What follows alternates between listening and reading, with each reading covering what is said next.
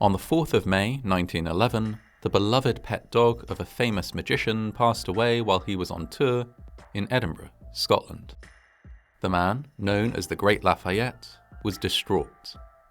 He arranged for his canine companion to be embalmed and buried with great ceremony, and told those around him with awful certainty that, without his beloved pet, he himself would surely not live much longer.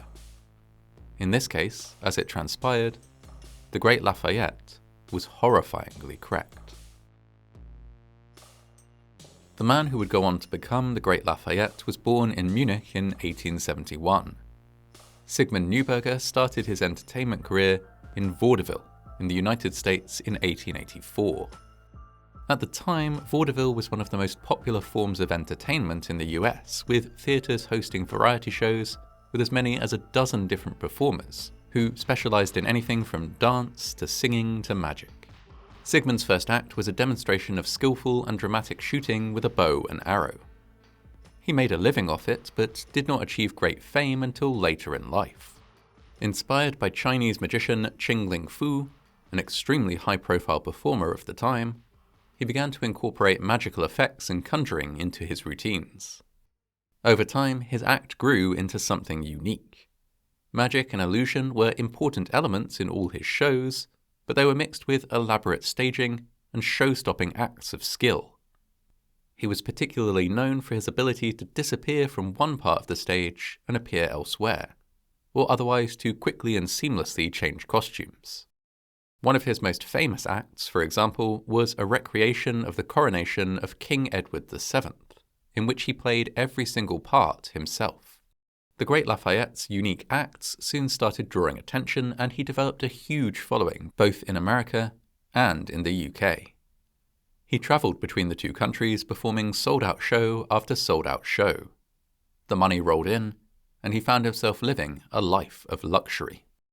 This life was shared with one other, his dog, Beauty. Beauty was a mongrel terrier upon whom Sigmund lavished attention and affection. The dog had been a gift to him from the famed magician and escapologist Harry Houdini, a mark of the great friendship and respect between the two showmen. Beauty lived a charmed life, especially considering the lot of many dogs in the late 1800s and early 1900s. Beauty was fed the finest food available, being treated most evenings to a 5-course meal prepared by a professional chef. She had her own bedroom, a diamond-encrusted collar, and a golden bowl to drink from. To save her paws, the dog was wheeled around in a specially built cart and had a comfortable seat reserved for her in Sigmund's car. This was useful as she went everywhere with the magician, and sometimes even played a part in his shows. Sigmund did not wish ever to be parted from his pet. A quote often attributed to him, and which he had engraved on a plate that he displayed in his home, was, "The more I see of man, the more I love my dog." Unfortunately, on the 1st of May 1911, Beauty fell ill. The Great Lafayette was visiting Edinburgh in Scotland at the time, where he was due to perform at the Empire Palace Theatre. Sparing no expense, the magician hired a local doctor and several nurses to tend to his beloved pet. But Beauty was 15 years old, a ripe old age for a dog, and additionally had spent many of those years indulging in extremely rich, fatty, and plentiful foods. She was not in good health, and her condition only worsened despite all the care she was given. On the 4th of May, Beauty passed away. Sigmund was distraught. The dog had been the main object of his affection, and her loss left him bereft. As he had done when she was alive, though, he insisted on only the best for her. She was embalmed at a local funeral parlour, where he would visit her body every day until she could be buried. And when it came to the burial plot, Sigmund insisted that she be interred in one of the city's finest cemeteries. This was ordinarily something that would never be allowed, as only human burials were permitted in most graveyards. However, Sigmund was willing to spend lavishly to secure a spot for his pet, and after putting down £300, was able to secure a plot in Edinburgh's Piers Hill Cemetery. with the one condition that, when he eventually passed away himself, he would also be buried there. Beauty was put to rest, and, still grieving, the great Lafayette went on with his planned run of shows at the Empire Palace Theatre in Edinburgh. The loss of his pet weighed heavily on him, though, and during some shows members of the audience reported that he had been seen shaking with grief. Privately, behind the scenes, Sigmund insisted that, without Beauty, he would not, himself, live much longer. On the 9th of May 1911, less than a week after Beauty's death, one of the final shows of the run took place at the Empire Theatre. The first half went well, and the show progressed towards its climax, a 25-minute piece known as The Lion's Bride. It was an elaborate end to the show, featuring a story about a kidnapped princess who is almost thrown to a hungry lion. To realize this story, a real live horse and a real live lion would be brought on stage, and, in front of the eyes of a sold-out audience of 3,000, the great Lafayette would magically switch places with the lion and save the princess from an untimely death.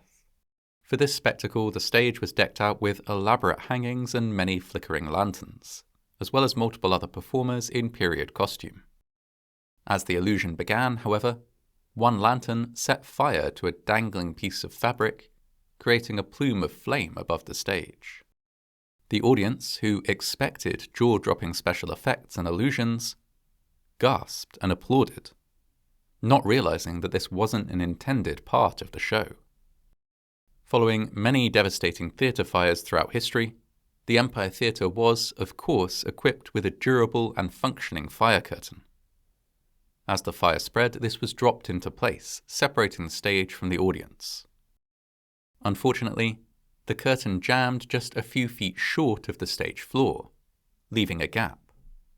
This gap acted like a chimney, allowing air to be sucked in to feed the growing fire. Thus, the fire on stage rapidly worsened, although the safety curtain did shield the audience from most of the effects of smoke and flame. The live band struck up a rendition of the national anthem to keep everyone calm, and patrons were told to evacuate in an orderly fashion.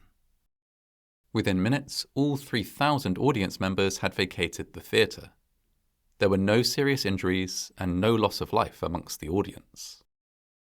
Behind the scenes, however, it was a rather different story. There were multiple exits from the back of stage area, but in order to protect the secrets that underpinned his act, and due to concerns about the lion escaping, Sigmund had insisted that these be securely locked during each performance. With the stage blocked by smoke, flame, and the partially lowered curtain, dozens of people backstage were now trapped. Sigmund himself managed to escape through one of very few unlocked exits, but moments after doing so he realized that his horse was still inside, and he ran back into the building to try and rescue the animal. He was unsuccessful. Fire ravaged the theatre. In the blaze, Sigmund Neuberger, the lion, the horse, and 10 members of his company were killed. The theatre itself was severely damaged by smoke and flames. Once the flames had been brought under control, workers searched the ruins for bodies. They found several, including what they believed to be the body of the great Lafayette himself. He was taken to a local funeral home and cremated, only for workers to discover the real body of the magician beneath the stage the next day. The first person they had found had been Sigmund's body double, attired and made up to look like the magician as part of the show. The remains of the real Sigmund Neuberger were cremated in turn, and he was taken with great ceremony to the graveyard where his faithful pet was already buried. Nearly 250,000 people lined the route to see the great magician being taken to his final resting place. The urn containing his ashes was placed between Beauty's paws, and a striking white marble marker was placed atop the burial plot. The 10 stagehands, assistants, musicians, and performers who had died in the fire were also buried. These funerals took place across the country, and often attracted large crowds who had heard of and been moved by the tragedy. 15-year-old Alice Dale, who had played the part of a mechanical teddy bear in the show, and her understudy, 12-year-old Joseph Coates, were taken home to Sheffield to be buried. Their small coffins were escorted to a cemetery there, while 10,000 people lined the streets to mourn them. These scenes were repeated across the country as the coffins of those who had died in the fire were delivered home by train. In the aftermath of this disaster, it became the accepted norm to test a theatre's safety curtain at least once before each performance by raising and lowering it to ensure that it will not jam if needed. This standard, adhered to by most theatres in the UK, is sometimes referred to as the Lafayette Bill, although there is no indication that it has been written into law. The Empire Theatre was restored and rebuilt as the Festival Theatre, an institution that continues to entertain audiences of thousands to this day. Some people who work there have occasionally reported sightings of a figure they believe to be the ghost of the great Lafayette. He is remembered still as a great magician and showman, his death a part of the history of a long-running theatre, his grave still maintained within the cemetery of the city where he, his beloved dog, and 10 of his colleagues and crew lost their lives.